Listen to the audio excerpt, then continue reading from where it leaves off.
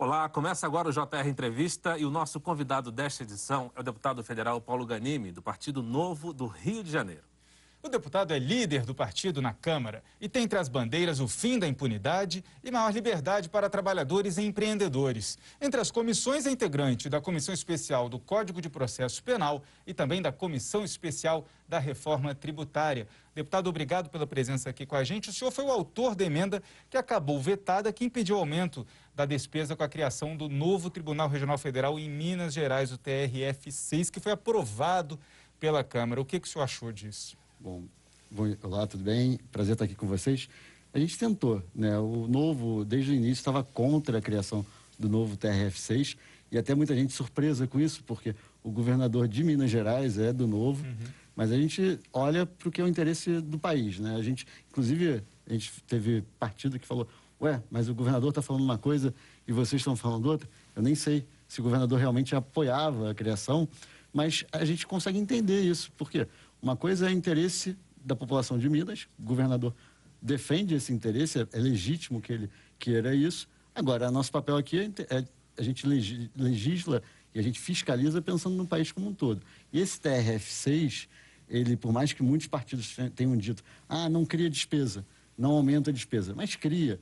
E a gente tentou, até foi uma sugestão do presidente Rodrigo Maia, então vamos colocar uma emenda que vai garantir que as despesas no próximo ano dos TRFs como um todo, serão iguais às despesas desse ano, de 2020. Ou seja, por mais que você esteja criando um novo TRF, as despesas têm que ser a mesma desse ano. Ninguém quis aceitar. Então, na verdade, eles só confirmaram o que a gente dizia desde o início, que por mais que eles argumentem que não tem criação de despesa, tem sim criação de despesa. É possível, deputado, atender a demanda do Judiciário Local de Minas Gerais sem realmente criar novas despesas? Olha, eu acho que a gente primeiro tem que entender qual é a maior demanda hoje do judiciário, não só local, mas no judiciário no Brasil. Hoje, o maior gargalo, existe gargalo em todas as instâncias, mas o maior gargalo está na primeira instância. E a gente está justamente piorando a situação da primeira instância. Por quê? Parte dos juízes, no caso dos desembargadores que vão trabalhar nesse TRF, vão acontecer com a supressão de cargos da primeira instância. Então, se a gente está querendo resolver o problema do judiciário, onde está o maior problema do judiciário? Não está na segunda instância.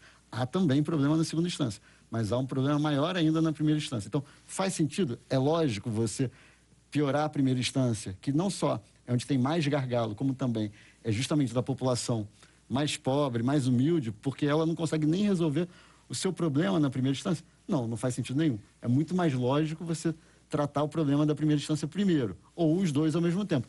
E tem outras medidas, você não precisava criar uma nova estrutura para resolver isso. Você poderia resolver isso com mais eficiência, com digitalização, com várias coisas que já estão até acontecendo antes de se pensar numa reestruturação. Então, eu acho que o problema não está sendo tratado e, além disso, a gente está gerando gastos extras para a população brasileira. Quer dizer, o senhor queria que não houvesse, nesse momento, nenhum gasto extra. Vai haver, e é um gasto que não vai tornar a justiça mais eficiente, então, porque se era para gastar, teria que ser na primeira instância. Exatamente, perfeitamente. A gente acha que pandemia acontecendo, crise fiscal, crise econômica, o povo brasileiro está sofrendo muito com isso, e quem vai pagar a conta é essa mesma pessoa que hoje está desempregada, está sem o seu serviço, é o profissional liberal, o autônomo, até mesmo aquele que faz o bico, não está podendo fazer, e no final das contas a gente vai ficar com custo extra. Custo que já está sendo criado agora, né, para atacar a pandemia, mas aí a gente não tinha muito o que fazer. É normal que a gente coloque dinheiro para respirador, para hospital de campanha, mesmo assim a gente sabe que tem muitos gastos feitos de forma desnecessária, e também agora com esse gasto que não tem nenhuma relação nem com a crise econômica, nem com a crise de saúde pública. Deputado, o senhor não concorda que falta no Legislativo, não só no Executivo, mas também no Legislativo, representantes que trabalhem para que o dinheiro da população, que já não está farto nesse período, seja melhor aproveitado do que, por exemplo, gastar em obras, como alguns desejavam lá, criando esse Tribunal Regional Federal em Minas, por exemplo? Luiz, o que eu mais fazia ano passado, na Comissão de Finanças e Tributação, né, que além das comissões temporárias que vocês mencionaram, eu era membro da Comissão de Finanças e Tributação, que é justamente onde todos os projetos que têm impacto orçamentário passam. O que eu mais fazia lá era tentar evitar projeto que tinha impacto fiscal. Muitas vezes, é claro que quase todo projeto tem algum impacto fiscal. E a gente tem que analisar se faz sentido a gente aprovar esse projeto. Por quê? Se você está fazendo um projeto para apoiar uma parte da população, que não é a população mais carente ou mais necessitada, você vai fazer com que a população mais carente pague por aquele serviço. E a gente não tem essa mentalidade na Câmara, no Congresso como um todo, na verdade, na política como um todo. As pessoas se preocupam com o quê? Com voto, com reeleição. E o que dá voto? Não é ajuste fiscal, não é equilíbrio das contas públicas. O que dá voto é dizer que eu apresentei e aprovei um projeto que conseguiu garantir mais remédio para determinada doença, que conseguiu fazer uma obra, uma pracinha na determinada cidade. E a gente sabe que não é isso que vai mudar a vida da população brasileira no médio e no longo prazo. É muito difícil, né, equilibrar essas contas quando a gente vê essa necessidade política de quem apresenta o projeto conseguir levar recursos, investimentos, dinheiro mesmo para a sua base eleitoral. E uma outra dificuldade que nós estamos vendo que o parlamento está tendo a coragem de enfrentar, eu queria saber a opinião do senhor sobre isso, é o combate à desinformação, que já era um problema e com a pandemia cresceu demais. Qual a visão do senhor do problema e o que está sendo feito hoje no parlamento? Olha, eu acho que o papel da informação, né, o combate à desinformação, é um papel nosso como parlamento, é um papel de vocês como mídia também. E hoje, com a internet, a gente tem os dois lados da moeda. Ao mesmo tempo, tem mais informação circulando, até mais acessível, às vezes, para uma parte da população que não tem tempo para assistir uma televisão, alguma coisa assim. Mas, ao mesmo tempo, você tem muita informação falsa. E aí você tem o trabalho de conseguir verificar se essa informação é verdadeira ou não. Eu sou contra, hoje, por exemplo, tem um PL que veio do Senado, que foi aprovado já no Senado, que agora está na Câmara dos Deputados, que é o chamado PL da fake news, né? Eu não acho que é a solução para esses problemas. Por quê? O que o projeto tenta resolver, hoje a gente já tem na nossa legislação brasileira as leis suficientes para resolver o problema, que é penalizar, que é ir atrás de quem está espalhando uma informação falsa. A gente não precisaria de um projeto novo para atacar isso. O que a gente precisa, sim, é ter mais informação.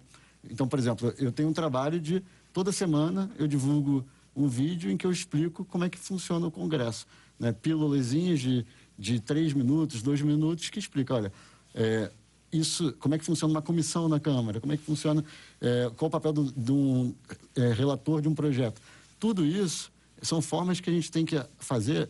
Eu, além de deputado, sou também, de alguma forma, um influenciador nas redes sociais. É o meu papel também de melhorar a informação e a comunicação junto à população, né? Que a maioria da população não tem tempo, inclusive, né? Não é papel deles, de analisar e pesquisar tudo o que está acontecendo. E é nosso papel. Eu recebi uma delegação, né? Um mandato de 4 anos para representar a população, estudando os temas, analisando tecnicamente, para a gente conseguir entregar os melhores projetos possíveis para a população. Então, acho que é um trabalho conjunto de todos nós, e é um trabalho que vai levar tempo, mas que envolve também a melhoria da educação. Mas, deputado, o senhor critica aí o texto que veio do Senado, o PL, sobre o combate à fake news. Mas existe uma maneira de combater, de fato, quem produz e divulga essas notícias falsas? Do ponto de vista legal, já existe isso. Nossa legislação, ela já pune quem divulga notícias falsas que gerem dolo, né, dano, na verdade, para alguém ou para a sociedade. Então, por exemplo, se você divulga uma notícia falsa sobre você, Yuri ou Luiz, e que isso gera algum dano para você, se você quiser ir lá na justiça me processar ou processar a pessoa que divulgou aquela notícia falsa, você já tem os mecanismos legais para fazer isso. Encontrar a pessoa que fez isso, também já tem os mecanismos para isso. Hoje tem dados das próprias redes de comunicação que mostram que 97% ou 98% das pessoas que pedem para ser identificado quem foi o autor da notícia falsa, eles conseguem chegar. A questão não está na legislação, a questão está na cultura. Primeiro, que as pessoas têm que checar se a informação é verdadeira ou não. E segundo, as pessoas que são prejudicadas, elas têm que ir atrás. E a gente não tem essa cultura no Brasil. Não só na questão das notícias falsas. A gente aceita muito que a gente seja prejudicado.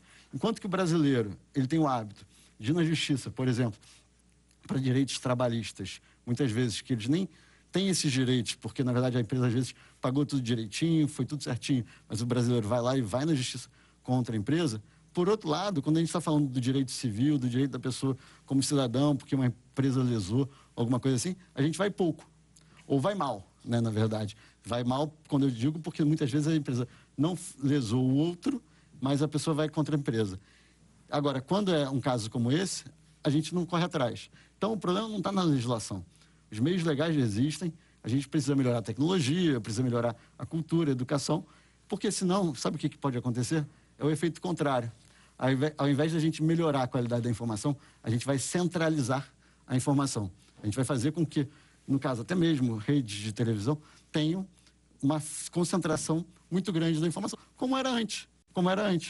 E a gente precisa dar poder para a sociedade e não tirar poder da sociedade. Mas, deputado, neste momento, quando a gente tem um diagnóstico já da situação que mostra uma indústria de fake news, uma indústria da difamação, colocando textos falsos que são replicados aí nas redes ou por WhatsApp, não seria importante, pelo menos um ponto que o projeto traz, que seria a responsabilização das plataformas? Uma pergunta que eu faço hoje, é proibido assassinato no Brasil? É proibido. Ninguém pode assassinar. Está na lei. E quantos assassinatos tem no Brasil por ano? Milhares. Né? Chegamos a 60 mil mortes violentas por ano, caiu um pouco no ano passado, esse ano talvez caia até mais, muito também por conta da pandemia. O problema está na lei? Não está. O problema não está na lei. E para mim, no caso das fake news, é a mesma coisa. O problema existe. Ninguém tem dúvida que o problema existe.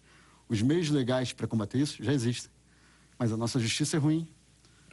As pessoas não vão atrás, a polícia não investiga corretamente. Então, ninguém discorda do problema. E o que mais vejo hoje no Congresso Nacional são soluções simples e ruins para problemas complexos. E esse PL é mais um desses. Entendi.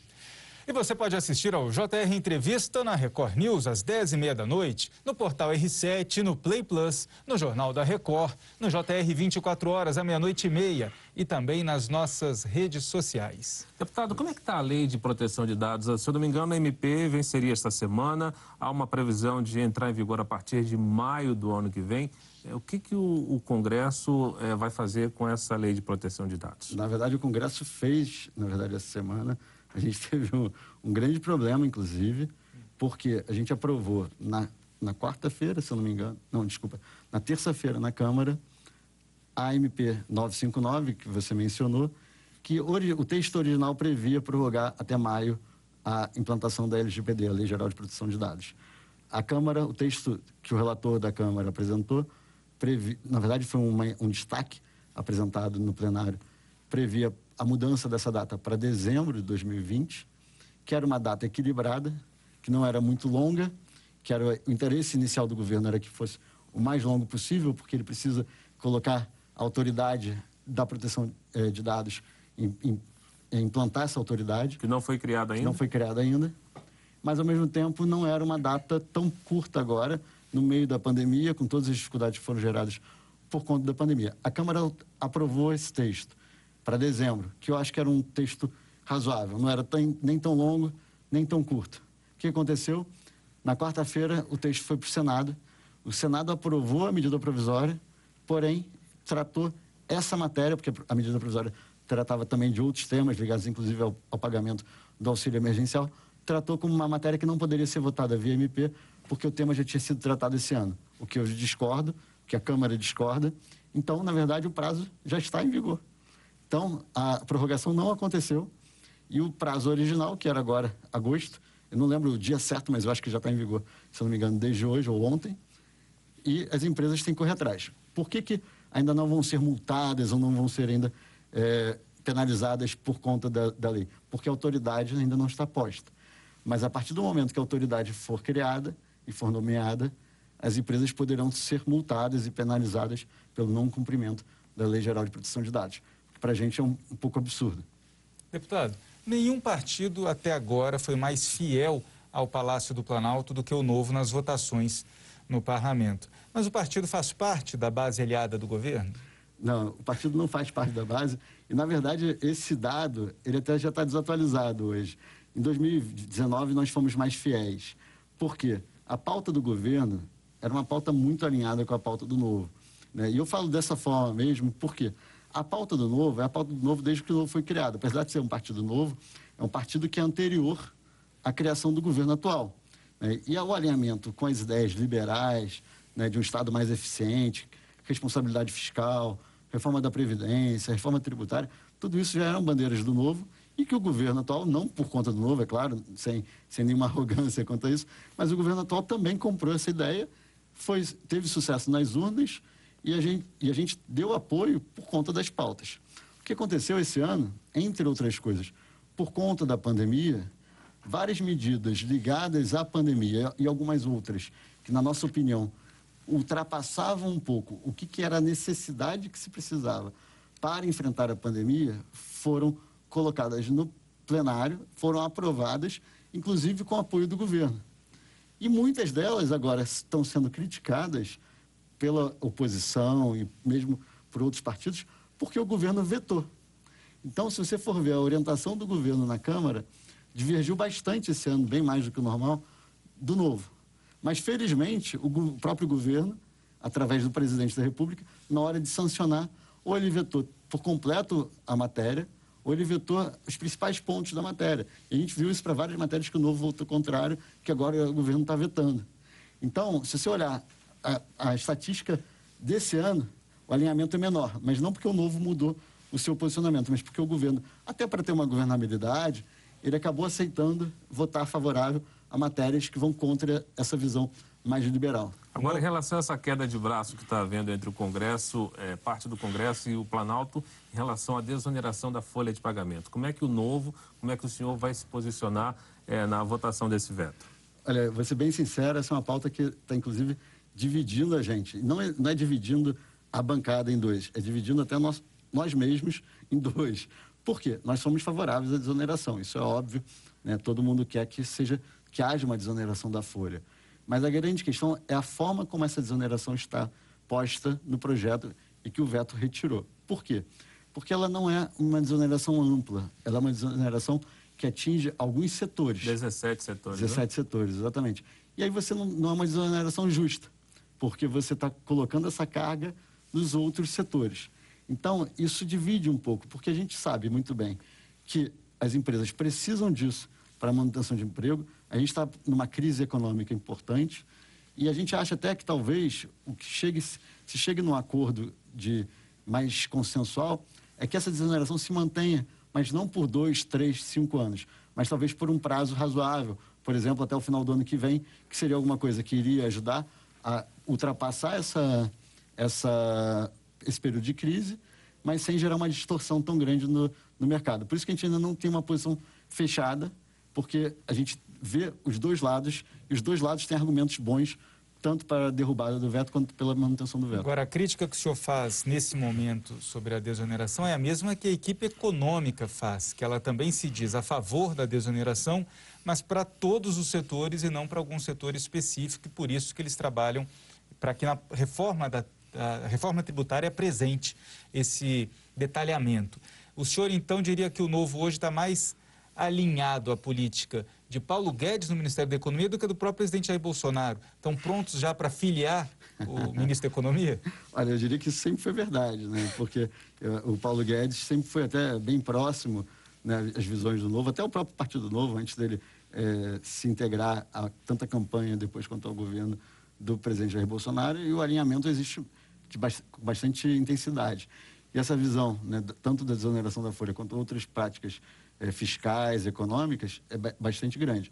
A gente até tem uma certa frustração, e que é uma frustração que eu acho que é legítima pelo nosso lado, mas também entendível pelo lado do ministro Paulo Guedes, que ele não conseguiu, na velocidade que ele gostaria, que nós gostaríamos, de implantar algumas políticas econômicas, seja por conta da dificuldade que o Congresso impõe, ou seja pela falta de prioridade por parte do governo. Por exemplo, a reforma administrativa, que para o Novo é uma prioridade absurda, já deveria ter sido entregue, a promessa acho que era final do ano passado, não foi, veio a pandemia, e até por fatores que são políticos, mas que são infelicidades até do próprio Paulo Guedes, quando ele veio falou que os servidores públicos eram parasitas, né? Eu entendo que ele não queria falar isso de forma generalizada, mas gerou todo aquele rebuliço, acabou que a reforma administrativa até hoje não foi entregue. E ela é tão importante ou mais quanto as demais reformas que estamos tratando.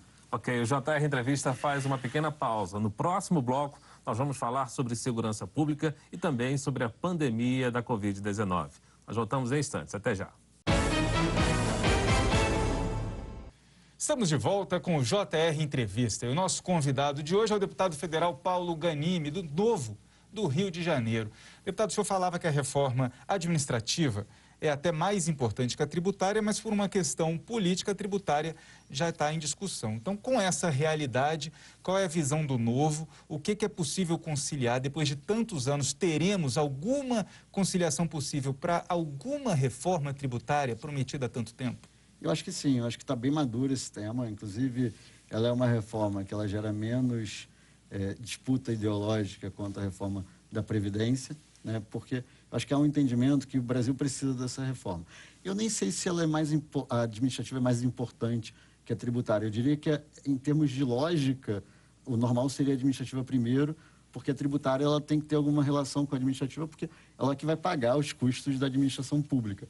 Mas se você pensar do ponto de vista da economia, né, de quem gera valor, né, tanto do setor empresarial quanto das pessoas, a tributária é muito relevante, porque a gente, como você falou bem, espera-se por ela há tantos anos, né, que se a gente não fizer a reforma tributária, a gente não vai conseguir trazer os investimentos, tanto externos quanto os investimentos locais. Muitas vezes os empresários, os empreendedores falam, o maior problema não é nem a carga tributária, né, é a complexidade e principalmente é a dificuldade de entender o nosso sistema tributário, que faz com que haja uma insegurança jurídica. Na verdade, a insegurança jurídica ela é mais ampla que a questão tributária no Brasil, mas a parte tributária é um dos elementos da insegurança jurídica no Brasil, porque muitas vezes o cara quer paga direitinho, mas quando ele vai ver, vai lá o fiscal e fala que ele não pagou certo, porque é tão complexo que nem ele sabe fazer corretamente. Isso também afugenta quem quer investir no Brasil. Eu acho que a gente vai conseguir uma reforma tributária que atinja, e essa é a minha expectativa, os 5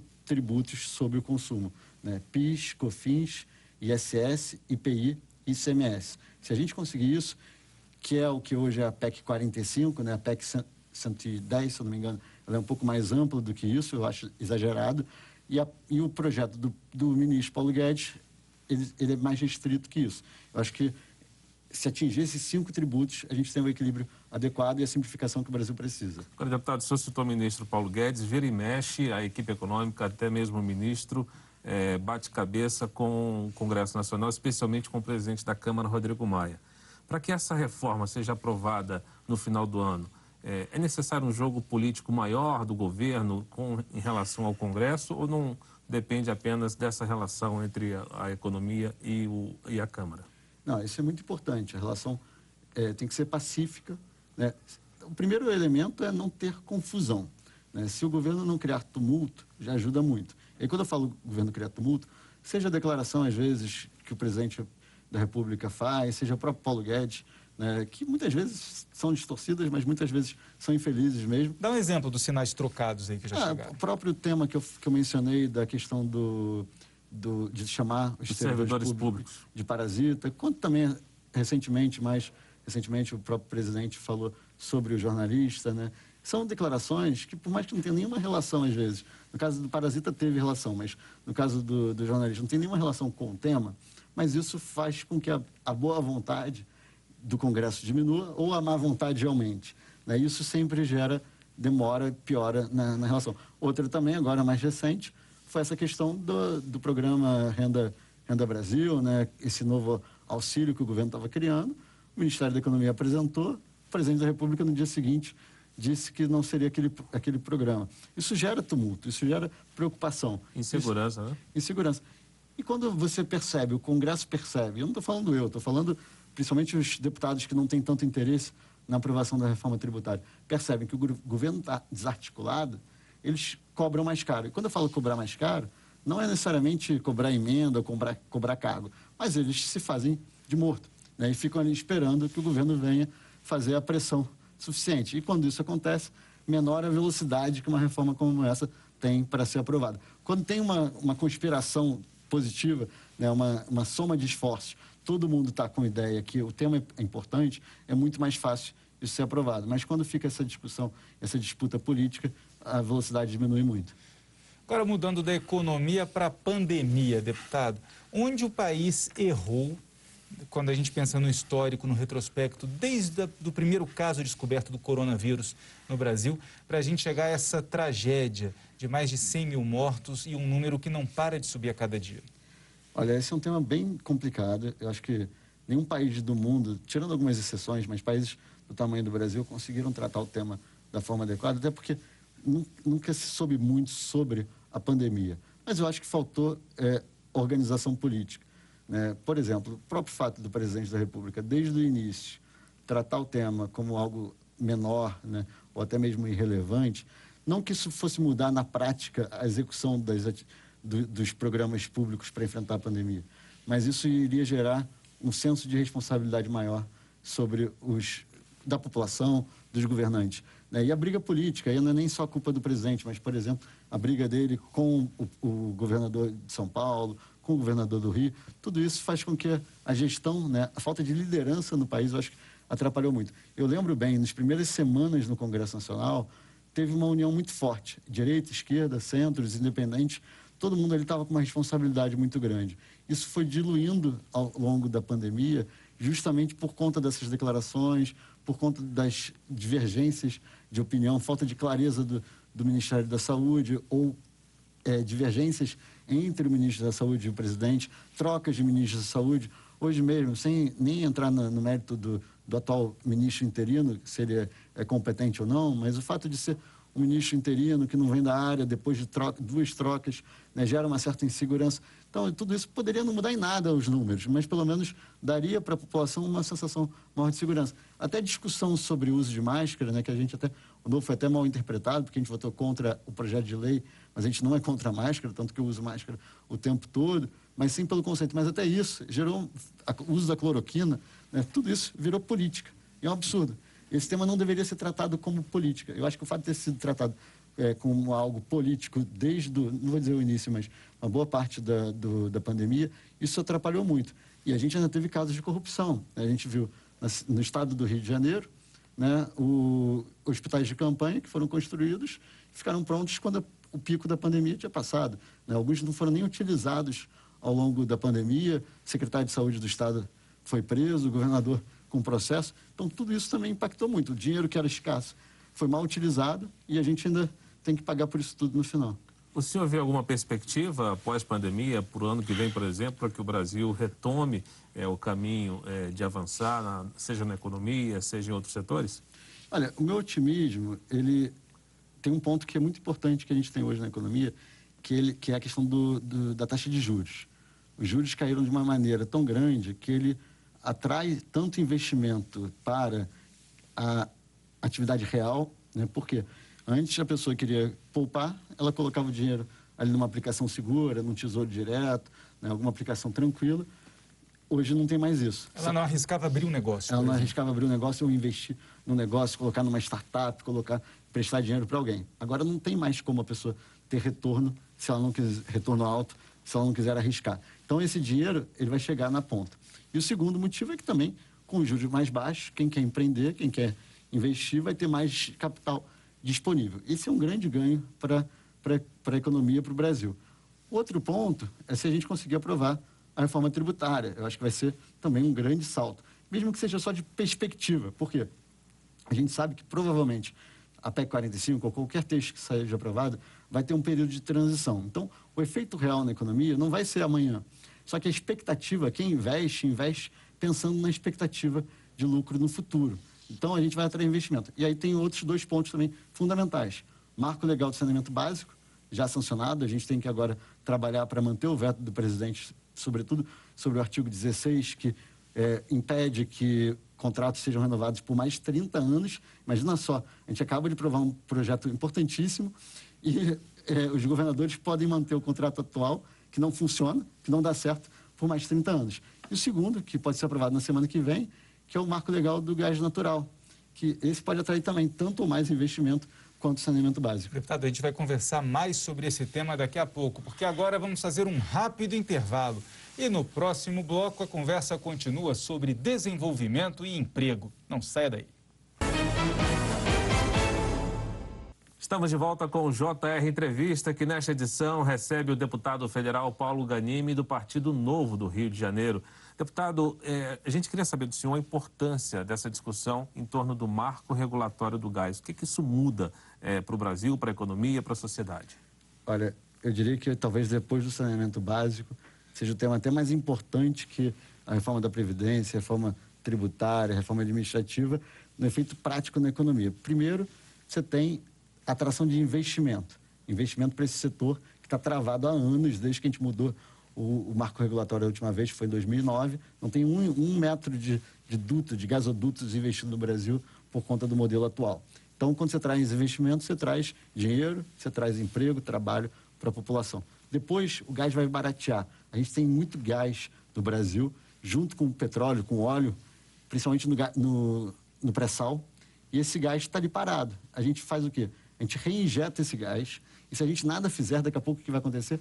Os navios vão chegar ali no pré-sal, a gente vai liquefazer esse gás e vai mandar lá para fora. Ou seja, um gás que é nosso, a gente não vai se aproveitar dele. E não é por uma questão de obrigação, imposição legal, pelo contrário, porque a gente não tem infraestrutura para trazer esse gás para a terra. E é isso que esse marco vai fazer, com que esse gás chegue na terra e ele consiga chegar na indústria.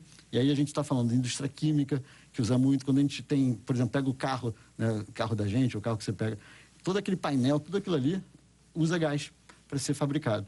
Vidro usa gás, fertilizante.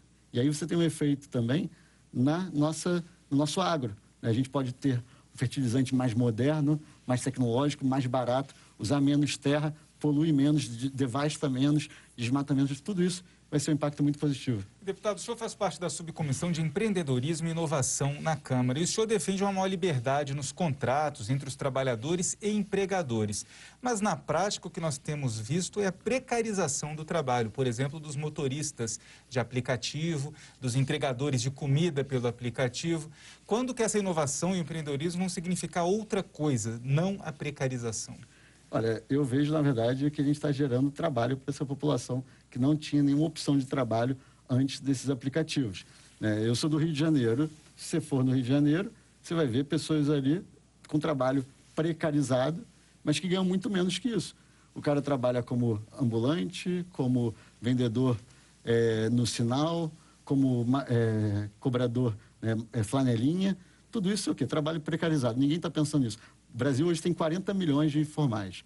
O Brasil tem 15 milhões de desempregados, 13, 15, varia aí cada mês, até porque só conta quem está procurando emprego. Então, na verdade, o que a gente está fazendo com esses aplicativos, na minha opinião, é gerar trabalho, gerar oportunidade, tanto para quem entrega ou quem conduz, ou até mesmo para quem hoje, por exemplo, faz uma quentinha em casa e consegue vender por esses aplicativos. O que vai melhorar a vida dessas pessoas é quando a economia melhorar. Quando a economia melhorar, as pessoas vão ter mais oportunidades, não vão depender tanto desses aplicativos e vão conseguir achar emprego, achar trabalho formal, trabalho melhor. Isso que melhora a qualidade de vida das pessoas. Não são leis trabalhistas que engessam e tiram a oportunidade das pessoas. Mas não há uma precarização para esses profissionais atualmente, deputado? Dá para dizer até quando eles precisam esperar para que essa situação possa melhorar?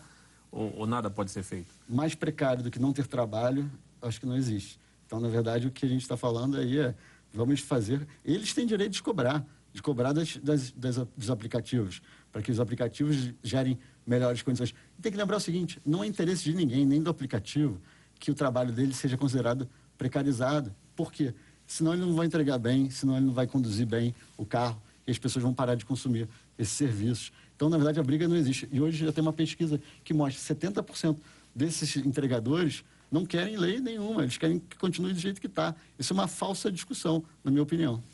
Obrigado pela entrevista, deputado. JR Entrevista fica por aqui. Lembrando que você pode assistir ao programa na Record News às 10h30 da noite, no portal R7, no Play Plus, no Jornal da Record, no JR 24 horas à 00h30 e também nas nossas redes sociais. Nós agradecemos ao deputado pela entrevista e agradecemos também a sua audiência e nos vemos numa próxima edição. Até lá.